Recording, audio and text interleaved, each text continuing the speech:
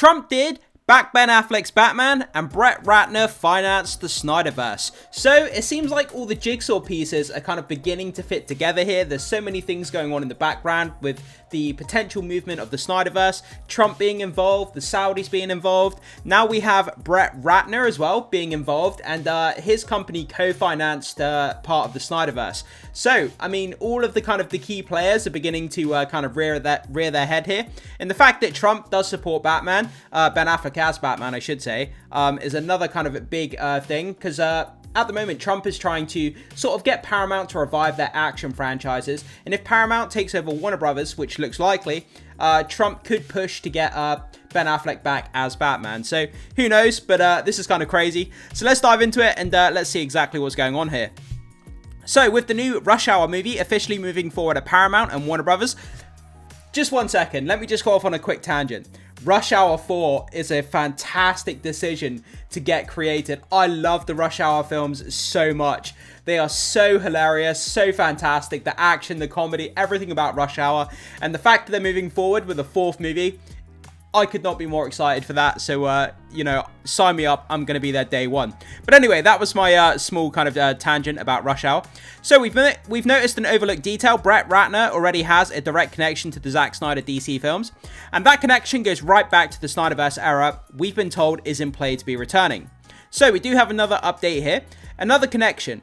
Producer Tarek Ben Amir is lining up financing for the new Rush Hour and has strong connections to Saudi Arabia, who have been told is backing the Snyderverse return. So it seems that it's kind of all interconnected here with the Saudis, with the Snyderverse, with Tarek Ben Amir kind of lining up to do the new Rush Hour, financing it. So, you know, more and more puzzle pieces coming together here. Okay, so Rat Pack helped finance Batman v Superman and the Justice League. Ratner's company, Rat Pack Entertainment, co-financed several Warner Brothers films, including Zack Snyder's Batman v Superman Dawn of Justice and the theatrical version of Justice League.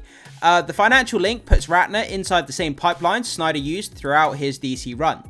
With Ratner suddenly back in the headlines and Trump reportedly pushing his comeback, it adds yet another unexpected tie between current events and the Snyderverse. So fans question Trump's support for Affleck's Batman, but it is real.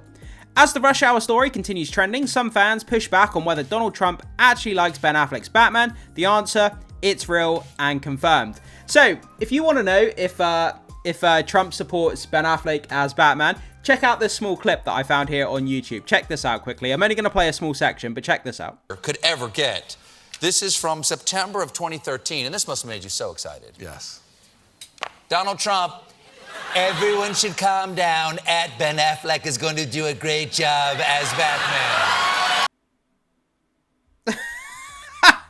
So there was an endorsement of Ben Affleck as Batman from Donald Trump back in 2013. Does Trump still feel the same way about Ben Affleck being Batman? I'm pretty sure he does. I mean, only with the performances that Ben Affleck has given as Batman. I mean, Donald Trump surely likes him better as Batman now, like the rest of us. And with time, we've grown more fond of him more fond of Ben Affleck in the role. And we're just screaming out for him to come back. So with that down, let's go back over to the article and keep going here. Okay, so Trump tweeted support for Affleck in 2013. Obviously, we've just seen that tweet there on the clip that we just checked out. I love the fact that it says everyone should calm down. That was back when I think Ben Affleck was first announced and everyone was up in arms because no one wanted Ben Affleck to be playing Batman. No one. Everyone hated the casting at first. I think at least there was a lot of backlash against it. But as soon as we saw a trailer and some posters, that kind of backlash went straight out the window, and it's become the best thing since sliced bread. Okay, Affleck also confirmed it on national TV on The Late Show with Stephen Colbert. In a segment titled Ben Affleck Batman has Trump support, Affleck himself said Trump gave the endorsement directly. Ben Affleck discusses a surprising endorsement from Donald Trump, which we just saw. So regardless of politics, the record shows that Trump did back Affleck's Batman long before the Snyderverse revival chatter entered the picture. Let's just go down past that Trump video because it's not really that important. Why this matters to the Snyderverse. So the combination of, this is where all the jigsaw pieces fit together. So this is where it's important. So Rat Pack's financing of the Snyder DC films, Trump urging Paramount to revive action properties, obviously Rush Hour 4, Trump supporting Affleck's Batman, Snyder returning to Instagram with DCEU images, the industry chatter about Warner Bros. Discovery bids and Paramount Skydance has everything lining up. Absolutely, everything is coming together. The Saudis, Trump's support for Affleck, Rat Pack financing, Trump pushing Paramount to restore action movies, Trump pushing Paramount, and then once Paramount have control of Warner Bros. Discovery, hopefully Trump will push Paramount to make another Ben Affleck Batman movie. And everything is just lining up here. So all of these little pieces, when you read about these individual pieces kind of out of context, you're thinking, nah, that's a long stretch, that's a long shot, doesn't make any sense.